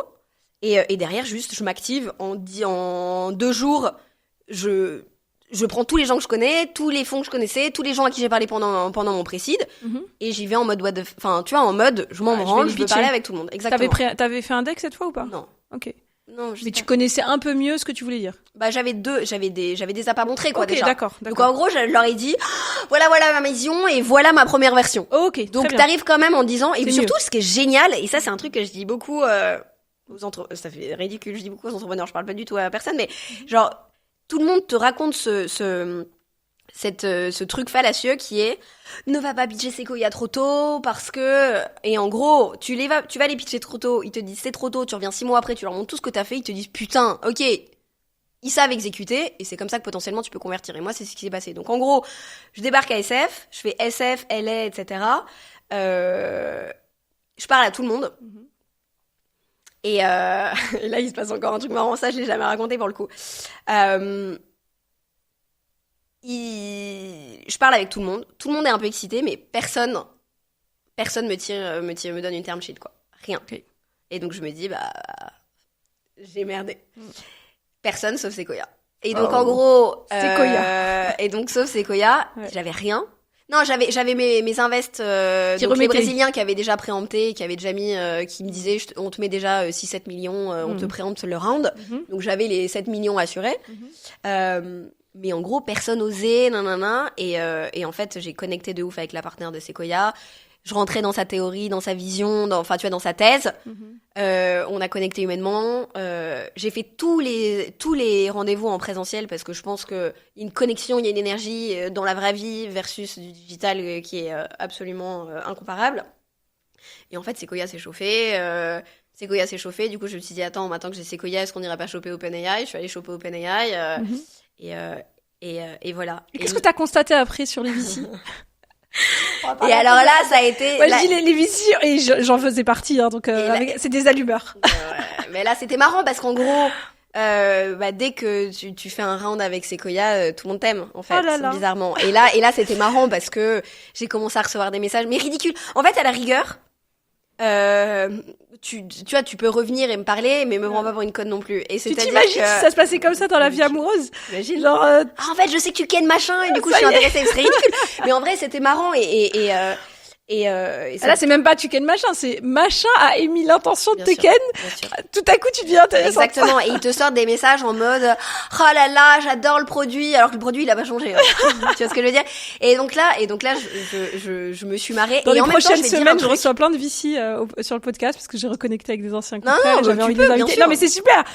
J'espère que d'ici là, Ils le savent, notre mais épisode ils sera sorti et qu'ils Mais vont... ils sont FOMO driven c'est vraiment la cour de récré de, c'est Sequoia qui a eu le Pokémon, du coup je veux le Pokémon, tu vois. Et ridicule. Mais par contre, tu vois, moi, ça m'a rendue vachement malheureuse. C'est marrant, donc j'ai levé avec Sequoia, je suis rentrée, tout le monde était excité, moi je l'étais pas du tout. Parce qu'en Donc t'as levé combien finalement? J'ai levé 6. D'accord. Ok. J'ai levé 6 et en gros... Pourquoi ça t'a rendue malheureuse? Comment? Pourquoi ça t'a rendue malheureuse? T'avais atteint ton objectif. Ouais. En quelques semaines, t'as levé 6 millions avec un des meilleurs fonds du monde. Ouais, mais moi, paradoxe, allons-y. Ce que je veux, c'est qu'on m'aime. En gros, le problème, c'est que... et surtout, le fait que tous ces connards, là, ils reviennent en mode, en fait, gna, tu vois... et en fait, ça m'a rendue malheureuse parce que je me dis... on m'a toujours aimé pour ce que je faisais, et donc je fais plein de trucs, et je suis overachiever, et nanana. Et en fait, quand il s'agit de m'aimer pour ce que je suis, il y a plus personne. Et il y avait cette espèce de dissonance interne de ah bah maintenant que les autres ils m'aiment, vous m'aimez aussi, allez vous faire enculer. Je sais pas, ça m'a... Je pourrais pas t'expliquer, la sensation c'était en fait vous m'aimez que parce que... Et en fait personne, cette espèce de... En fait vous croyez pas en moi, je sais pas. Ce serait difficile à expliquer, mais ça m'a rendu triste. Je comprends. En fait ça m'a rendu triste de me dire... tout ce discours des non-gros entrepreneurs et machin, c'est pas vrai. Et ouais, je crois que c'est ce besoin d'être aimé, de te dire... Mais t'as pris vachement les choses très personnellement. Tout. Si on revient même au... Tout, personnellement. Non, mais c'est intéressant, mais Tout. juste si on revient à l'amour. Oui. Est-ce que la personne qui, il y a 50 ans, tombait folle amoureuse de Jean-Mi de la Conta, l'aimait moins que la personne qui, en 2024 ou en 2034, tombera folle amoureuse de la personne qui lui correspond, où ils ont la même vision, etc. Tu vois ce que je veux dire? Ouais. Donc, en fait, pour te dire aussi, à un sujet où il faut pas trop se prendre au sérieux, on veut que les gens nous aiment pour ce qu'on est au fond de nous, ou ce qu'on fait, ou machin. Mais c'est hyper contextuel, c'est un heureux hasard quand quelqu'un t'aime. Ouais. Et pareil là, donc du coup, dans ta levée de fonds, c'est hyper contextuel. Non, tu pourrais être hyper différente, ils auraient eu la même réaction, et c'est pas toi en fait. It's not about you at all. Ouais, je sais, mais c'est gros... pareil quand on m'aime. Ouais, mais tu vois, pour rebondir là-dessus, moi le problème c'est que l'industrie VC Founder, c'est une industrie qui est très transactionnelle. C'est-à-dire que ils ont raison de pas investir sur moi dans l'absolu. Si je regarde en termes de tes pré-products dans une industrie qui commence à peine à boomer, qui est de l'AI, t'as rien montré encore. S'ils rentrent maintenant, s'ils rentrent au prochain round, dans l'absolu, ça leur fait pas énormément... Bien sûr qu'ils ont raison d'attendre. Et en plus, en Europe, il y a fondamentalement un manque d'ambition consumer. Personne comprend le consumer, personne comprend qu'il faut croire avant de voir. Bon, bref. Mais moi, je suis pas transactionnelle. C'est-à-dire que je me dis pas, j'ai besoin de l'argent des VC pour atteindre. Moi, je me dis, je veux trouver quelqu'un avec qui je peux faire un partnership pour monter cette boîte et qui va me comprendre et qui va... C'est pour ça que ça t'a blessé. Mais je peux pas changer. Et on t'a pas dit de changer. On t'a pas dit de changer. Je et vois je pense de manière émotionnelle. Un des trucs qui est vraiment cœur dans la relation VC-entrepreneur et qui est un non-dit profond, c'est que il y a plein de choses humaines et non transactionnelles qui viennent. Et tout le monde a envie d'y croire parce que c'est beau, parce que ça nous touche, parce que machin. Aucun VC te dira qu'il fait ce métier pour le pognon. Mais à la fin des fins, c'est transactionnel. Ouais, et si on n'assume pas, je dis pas que c'est que transactionnel, ce n'est pas que, mais si on n'assume pas cette part-là, eh ben on se retrouve avec des choses qui nous blessent, qui sont déceptives. Je la comprends cette part, mais je la conscientise pas. Ouais, moi, ce que je veux, encore une fois, je veux builder des choses avec des gens qui croient. Genre l'argent, le truc, je m'en branle. Okay. Et du coup, ce côté très transactionnel et en plus très, du coup, je te montre que je t'aime parce que... Mais il n'y avait pas que ça. De toute façon, tu sais que quand on travaille sur un objectif, et t'es pas la seule, les sportifs de haut niveau vivent ça, les entrepreneurs, moi j'en reçois par exemple, qui après avoir vendu leur boîte, donc le truc, ils ont bossé comme des tarés pendant 10 ans et ils se disaient le jour où je vendrai machin, ça y est, je serai le plus heureux des hommes, nous font une petite déprime après. C'est hyper courant. Donc ça, c'est juste l'effet, j'atteins mon objectif, j'ai un espèce de drop. Et puis moi surtout, et ça on en parle beaucoup, qui est que j'ai ce truc où... Je vais essayer de le réaliser de manière pas trop polémique. Ah, vas-y, en gros, j'ai toujours été la meuf bonne grande gueule. Donc, j'ai fondé ma reconnaissance externe sur un truc qui est de l'ordre de l'apparence et du shallow, de la superficialité. Là, mon obsession, et donc je lève avec Sequoia et je me dis, bah oui, je suis la meuf qui sait bien raconter des histoires. Je sais bien raconter des histoires, j'adore ça, ça me fascine. Et là, mon obsession, c'est, maintenant, je vais arriver à prouver que je deliver sur l'histoire. Donc, ça veut dire quoi ? Ça veut dire que je peux prouver que je peux lancer un produit qui va marcher, qui va avoir 1 million d'utilisateurs, qui va avoir 100 millions d'utilisateurs, et ça prend du temps. Et comme je suis pas encore au niveau d'exigence, enfin, tu vois, j'ai pas atteint le niveau d'exigence que j'avais là-dessus, moi, juste le truc de t'allever de l'argent avec Sequoia, c'est terrible à dire, et tout le monde va me cracher dessus, mais de me dire genre, en fait, je m'en fous parce que ça, je sais que je peux le faire. Et ce que je veux arriver à montrer au monde, c'est que je suis pas que ça, tu vois. Donc, en plus, j'achieve ça, mais ça, en fait, ça me rend pas heureuse. Parce que moi, ce que je veux aller montrer, c'est regarde, je sais faire aussi, je sais pas que parler. Donc, c'est intéressant, le paradoxe est complet parce que rien que dans cet épisode, tu t'es déjà contredit en disant oui, je voulais pas que les gens ils m'aimaient déjà pour que quand je leur montrais que je savais faire. Et maintenant, je voulais qu'ils m'aiment les VC, j'étais déçue parce qu'ils m'ont pas aimé pour juste ce que j'étais. Bah oui. Et mais c'est même moi pour ce que je suis. Mais maintenant, en tout cas, quand même, je vous montre que bien voilà. sûr. Et Bah, donc c'est maintenant, tout le paradoxe. voilà. Et alors du coup, ça nous amène sur le sujet que je voulais qu'on aborde aujourd'hui sur l'intuition. Qu'est-ce qui t'arrive à ce moment-là au niveau de ta confiance en toi, au niveau de qu'est-ce qu'il faut que tu fasses? Donc, t'es là, t'es à Paris, t'as 6 millions ou 7 millions en banque. Tu dois build un product, t'as envie de prouver aux gens que t'es pas juste une meuf qui sait raconter des histoires, que t'es aussi une fille qui délivre. Qu'est-ce qui t'arrive? Il arrive que j'arrête de dormir la nuit. Non, il arrive que je rentre. C'est intéressant. C'est ce que tu disais, tu vois, à l'intro du podcast, c'est que je rentre dans ce paradoxe de j'ai encore plein d'énergie et je crois dans ce que je fais et je sais que je suis bonne dans plein de choses, etc. Et en même temps, quand t'es entrepreneur, et moi j'étais seule, tu vois, je suis solo, enfin je suis toute seule, c'était moi qui gérais la tech, le design, le produit, le machin, le truc, le bidule. Et il y a plein de trucs sur lesquels je suis fondamentalement pas très bonne. Je sais que j'aime bien. Il y a des trucs sur lesquels c'est pas ma ligne zone, tu vois, faire du design, du product, etc. Et en fait, quand tu passes 6 mois à faire des trucs qui te drainent émotionnellement, parce qu'en fait, tu burns pas quand tu travailles beaucoup, tu burns quand tu passes beaucoup de temps à faire un truc dans lequel t'es pas bon, dans lequel t'as pas d'impact et dans lequel... Oui, quand t'es en dehors de ta zone d'excellence ou de génie. Exactement. Et en fait, être entrepreneur, surtout quand tu le fais assez seul, donc sans associé, c'est que tu fais que des trucs, surtout early stage. Moi, je suis une growth person, je raconte les histoires, ça vient après, ça vient quand t'as déjà le product. Ça vient en parallèle, mais ça vient quand même un peu après. Et donc, je passe 6 mois à faire que des trucs dans lesquels je suis pas fondamentalement bonne. Deuxièmement, je fais pas mal d'erreurs de recrutement.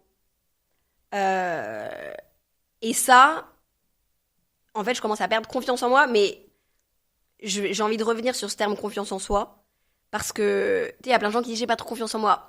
En fait, si, c'est-à-dire que t'as confiance dans ce que tu fais, c'est quand tu perds confiance en ton intuition, c'est-à-dire est-ce que je prends la bonne décision, que là, ça devient complètement paralysant. Donc jusqu'à présent dans ta vie, jamais. Même si tu avais du petit drama de confiance en soi qu'on a tous, machin, je suis trop grosse et et machin et tout. Et ça, je vais pas y arriver, machin. Mais par contre, au fond de toi, cette espèce de socle une petite voix qui te parle quand il faut. Je m'écoute et je me trust. Ouais. Putain, t'es amoureuse de ce mec, déménage à Mexico. Putain, ce job, ça a l'air cool, prends ce job. Tiens, Bart. Ouais. Ça t'avait toujours servi. Toujours. Et surtout, c'est même pas que ça m'avait servi, c'est que moi, je suis le parangon de je suis mon intuition, je pars à l'autre bout du monde. Donc, je suis extrême là-dessus. D'accord. Et là, mais t'es extrême et ça t'a servi. Et ça m'a toujours servi. Ok. Et là, t'entends plus la petite voix. Et là, j'entends plus la petite voix. Là, je me gourre sur des recrutements, j'embauche des mecs nazes, Mais pourquoi ? Parce que je suis drivée par... En fait, je me dis, le moment où... En fait, on en revient à ce putain de single player mode et ce multiplayer mode. Quand tu te dis, je peux tout faire toute seule, j'ai besoin de personne, allez tout faire enculer... Bah en fait, t'écoutes ton intuition et c'est moi contre le reste du monde. Et quand tu montes une boîte, tu peux pas le faire toute seule. Et surtout, si t'es, comme moi, pas technique, tu sais rien faire... Je suis désolée, je t'arrête. Rapi, t'étais pas toute seule, puisque t'as monté une équipe, Ouais, mais c'était... Oui, mais t'étais pas en single player mode.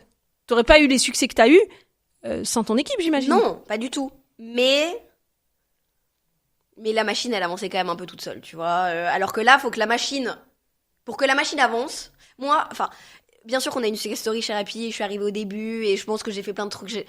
Tu m'enlèves de l'histoire Rappi, la boîte, elle cartonne quand même, tu vois ce que je veux dire. Là, tu m'enlèves de Ava, la boîte, elle n'existe pas. Donc, tout repose sur moi. Et tout ce qui repose sur moi en ce moment, c'est que des trucs où je suis pas très bonne, qui drainent mon énergie. Donc en gros, t'as 2 choses qui se passent en parallèle, qui est tu perds complètement de l'énergie. Et t'as beau dire, mais moi, ma plus grande qualité, c'est que je déborde d'énergie et je me la donne aux autres. L'une des premières choses qu'on a faites ensemble quand on a commencé à travailler ensemble, c'est tiens, comment je remets des sources d'énergie dans ma journée. Exactement. Mais quand tu passes 12 heures de ta journée à faire des trucs dans lesquels t'es pas bon, donc tu te draines de ton énergie. Et j'ai commencé à être drivée par j'ai besoin qu'on m'aide, j'ai besoin de quelqu'un tech, j'ai besoin de quelqu'un produit, j'ai besoin. Et quand ton intuition, tu lui dis tais-toi parce que j'ai besoin. Et donc peut-être, écoute, ouais, il y a des red flags. C'est comme quand, c'est simple, c'est comme quand il y a un mec, tu vois les red flags, tu te dis ouais, mais quand même. Et en fait, c'est un fils de pute. Tu le sais au fond de toi, mais t'y vas quand même.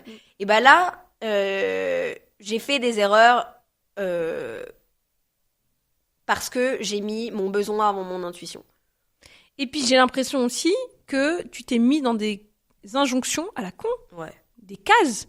À partir du moment où tu as levé, tu t'es dit il faut que je fasse comme ci, comme ça, parce que les entrepreneurs qui réussissent et qui ont levé font comme ci, comme ça. Ouais. Pourquoi tu t'es mis ces injonctions ? Ouais, je sais pas. C'est intéressant parce que ce qui a très bien marché pour moi dans la vie, c'était de faire les choses comme je voulais les faire. Et en fait, tu te dis ouais, mais pour réussir ce jeu-là, il y a quand même, c'est un truc qui est plus codifié. Et en plus, je me suis prove wrong 1000 fois parce que typiquement, j'ai levé sans C'est ce que j'allais dire. Franchement, même moi, alors que j'étais VC, tout ce que tu veux, j'ai vu plein de trucs différents. Quand tu m'as dit, j'ai levé Sequoia sans pitch, sans deck, je me dis, ah ouais, quand même. Ouais, je sais. Je sais pas pourquoi j'ai commencé, parce qu'en fait, je pense que ce qui est devenu clé, c'était de me dire, je suis pas bonne là-dessus, il faut que je m'entoure de gens qui vont être aussi bons que moi dans leur domaine de machin pour qu'on soit tous très très bons, et pour arriver là-dedans, il faut que je comply, enfin tu vois, il faut que je fasse, et en fait ça marche pas. Et pour arriver là-dedans, il faut que, quitte à... il faut que, déjà, moi il a jamais marché. Ouais. Mais il marche avec personne. Les gens ils disent qu'il faut faire comme ça, donc faut faire comme ça, et j'y arrive pas. Moi tu me dis, au BCG j'étais pas bonne, il faut faire ci, il faut faire ça, il faut aller... T'es bon si la fonte sur le poème. Moi, je m'en branle, la fonte, tu vois. Et ça nous coupe de notre flow, en fait. Comment ? Ça nous coupe de notre flow. Ouais, complètement. Complètement. Mais après, c'est compliqué d'aller... Après, tout est un cercle vicieux et un cercle vertueux. T'as pas de win, tu perds de l'énergie. Donc, quand t'es plus fatigué, tu vois tout en noir. Si tu vois tout en noir, t'oublies ton intuition. Et en fait, c'est un putain de cercle vicieux. Et c'est très difficile de... moi, c'est pour ça que... Tu vois, je pratique la Dorose méthode depuis 6 ans maintenant, bientôt. Donc, c'est une pratique de yoga et de méditation assez codifiée. Et je sais, en fait, la valeur que ça a dans ma vie. Ouais. Ça me permet d'augmenter mon niveau d'énergie et de focaliser ma concentration. Ouais. Donc, mon accès à l'intuition. Et pour le coup, moi, le learning que j'ai eu sur ça, c'est que c'est une routine qui est à la fois mentale, physiologique. Enfin, il n'y a pas de secret, quoi. C'est comme si tu me dis, mes dents, elles sont pourries. Bah ouais, mais si je me lave pas les dents, en fait, il n'y a pas de secret. Et si je me lave les dents, ça veut pas dire que j'aurai jamais de problème. De temps en temps, il faut aller chez le dentiste. Mais globalement, ça marche bien. Il faut trouver sa routine. Après, toi, t'as des trucs aussi. Tu te parlais de l'ayahuasca, etc. Ouais. C'est ton chemin à toi. Ouais, mais c'est des trucs qui sont trop ponctuels. Ouais. Moi, je pense que là enfin, justement, moi, c'est pour ça que je prends plus rien depuis plusieurs années. Parce que, en fait, tu te dis, je prends des shortcuts. Et c'est intéressant parce que sur le moment t'as l'impression de voir la lumière et il y a plein de gens qui sont revenus en disant machin, il y a plein de gens qui sont pas revenus ou qui sont revenus avec des shortcuts en fait à des destinations ils étaient pas prêts en fait. Et de se dire moi le chemin personnel que je prends c'est un éveil progressif de la conscience pour pour pas avoir des c'est pas. Mais moi les trucs progressifs c'est pas trop mon truc. Moi j'aime bien éveil extrême. Non, mais par contre ce qui est difficile avec les psychédéliques c'est que justement t'as cette histoire d'épiphanie, de conscientisation des choses où sur le moment it makes sense et après quand tu retournes dans la réalité down. Bah t'es down déjà parce que tu dis c'est bon j'avais compris et en fait c'est ça avance pas aussi vite que tu veux, tu peux pas changer les choses comme tu veux, alors que quand t'es sous psychédéliques, t'as un super pouvoir. Tu peux tout faire. Ouais. En fait, t'as plus ces contraintes humaines, t'es même plus dans ton corps, de place, de machin, de trucs. Et surtout, t'as plus cette petite voix interne qui te dit t'es une merde. Oui. Et celle-là, tu l'as pas quand tu prends des champis, par exemple. T'es là en mode ah, ok, je suis pas trop mal. Je me kiffe. Le jeu, si toi ça t'aide de temps en temps, continue. Mais comment est-ce que dans ton quotidien tu discutes avec cette petite voix interne pour qu'elle te parle différemment en fait, pour l'éduquer. C'est ce qu'on travaille ensemble. C'est ce qu'on travaille. Et aujourd'hui, Bah oui. Sinon, j'aurais pas de travail si c'était facile. On serait juste pris un café et c'est bon. On aurait fini le coaching. Je te paierais pas aussi. Bah, c'est clair, hein. il faut bien que je gagne ma vie, moi. C'est clair. Et aujourd'hui, Ouais. t'en es où? Tu t'es réconcilié avec ton intuition? Ouais. Ok, super. Là, je me suis réconciliée avec mon intuition. Parce que je me dis plus j'ai besoin qu'on m'aide, etc. Je me dis, je suis plus autant qu'avant d'aller tout faire enculer, je peux y arriver toute seule. Ouais. Mais j'ai retrouvé ce truc de... En fait, c'est intéressant, et tu vois, je viens d'aller voir mes investisseurs à San Francisco. Et en fait, j'ai fait la paix avec le fait que... moi, j'ai toujours été, tu vois, hyper performante, etc.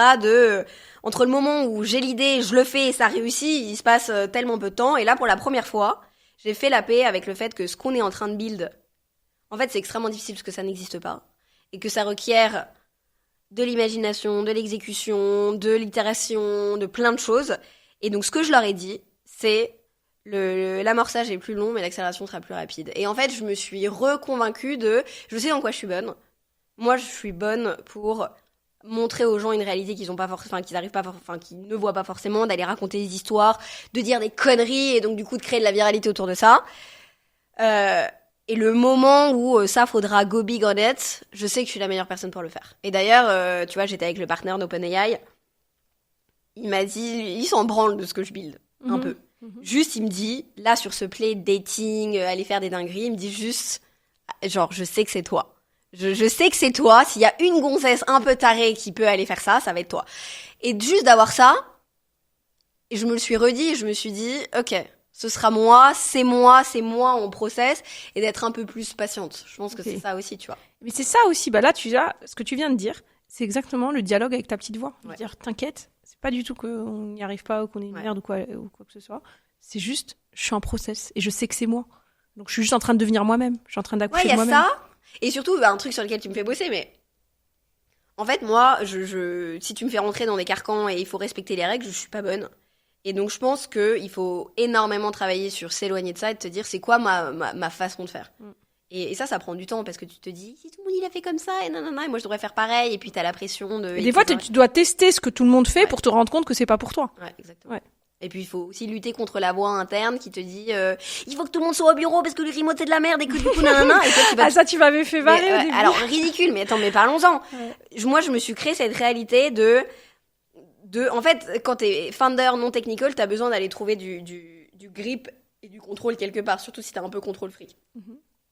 Et du coup, le fait de me dire, il y a tout le monde au bureau, on est là. Donc toi, quand t'es arrivé en accompagnement avec moi, tu me disais, moi, c'est hyper important, c'est hors de question qu'il y ait du remote dans ma boîte.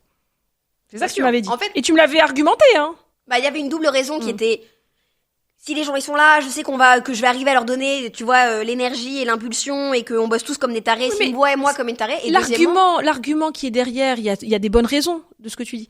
Mais c'était la rigidité avec laquelle tu voyais ça qui finalement devenait une prison pour toi aussi. Ridicule. Mais moi, je déteste venir au bureau tous les jours. T'imagines, c'est ma boîte. Je suis libre de faire ce que je veux, de mettre la culture que je veux. Alors, c'est pas que je déteste venir au bureau tous les jours. Parce que moi, je suis au bureau tous les jours alors que maintenant la team est moitié en remote. Mais j'adore être seule. Parce que si je suis là, je me donne cette injonction de je suis la personne qui doit être drôle, donner de l'énergie, animer la conversation, et ça me prend énormément d'énergie. Et là, mon énergie, il y a des jours où j'ai juste envie de la mettre sur faire des trucs pour la boîte qui vont faire aussi la boîte. Et donc moi, je suis toujours au bureau. J'ai dit à la team, on est 2-3 jours au bureau et 2-3 jours vous êtes chez vous. Mais le ridicule du truc, quand tu le regardes a posteriori, moi j'aime pas, ça me rendait malheureuse. Mais je l'imposais et je me l'imposais. Non, ridicule. Et du coup, tu imposais quelque chose que toi, en tant que salarié potentiel, tu n'aurais jamais accepté ailleurs. Ouais. Alors, c'est là, je me suis posé cette question-là, parce que tu vois, les 4 premières, enfin, toutes les années chez Rappi, avant le Covid, on était tous les jours au bureau. Mais c'était une autre époque. Les samedis et le dimanche, c'était une autre époque. Mais surtout, j'ai vu aussi les synergies que ça crée. Oui, mais est-ce qu'on a besoin que ce soit... En fait, c'est le côté de la rigidité. C'est la rigidité le problème. Que finalement, on se retrouve à y aller tous les jours parce que ça nous convient et parce que ça nous plaît. Il y a plein de boîtes qui sont dans ce cas-là et c'est très bien. Mais quand ça devient une prison pour les fondateurs, alors qu'ils sont... Voilà, alors pour les employés, mais déjà le fondateur, il monte sa boîte pour quand même s'épanouir et kiffer. Et que lui-même, il se mette des contraintes. C'est pas du tout une boîte pour ça. Non, mais à un moment, c'est ta boîte, donc fais un truc qui te convienne. Mais alors, c'est là où on arrive sur le sujet de la liberté, où en fait, moi, c'est le truc qui est le plus important pour moi. C'est-à-dire le principe de liberté, et ça joue sur plein de choses. Je me dis, comment je ferai quand j'aurai des gamins, parce que tu dégrades cette liberté-là, etc. Bon bref, il y a plein de choses, moi, qui m'obsèdent là-dessus. Et je me suis mis dans une prison qui me rendait tellement malheureuse, j'ai perdu ma liberté. Et en fait, tu parlais de l'intuition. Donc tu perds ton intuition, tu deviens un mauvais entrepreneur, parce qu'en fait, il faut de l'intuition pour recruter des gens, pour ton produit, pour tout. Mais surtout, si tu perds ta liberté, tu perds ta créativité, tu perds ton imagination, et c'est complètement contre-productif par rapport au truc où je te dis, moi j'aime aller raconter des histoires, il faut que mon produit il soit innovant et qu'il soit what the fuck et qu'il soit... Et en fait, tu te mets dans un carcan où je suis arrivée au mois de décembre, j'avais plus d'intuition, plus d'imagination. Bah alors vas-y, et plus d'énergie. Bon courage. Ouais, alors là, bon courage. Et tu vas voir tes invests et tu leur fais le call en mode c'est génial et tout, et après tu sors et t'as envie de mourir. Et là, il y a un moment, soit tu te regardes et tu te dis je suis malheureuse, miskine, et t'es là, soit tu te dis qu'est-ce qu'on change.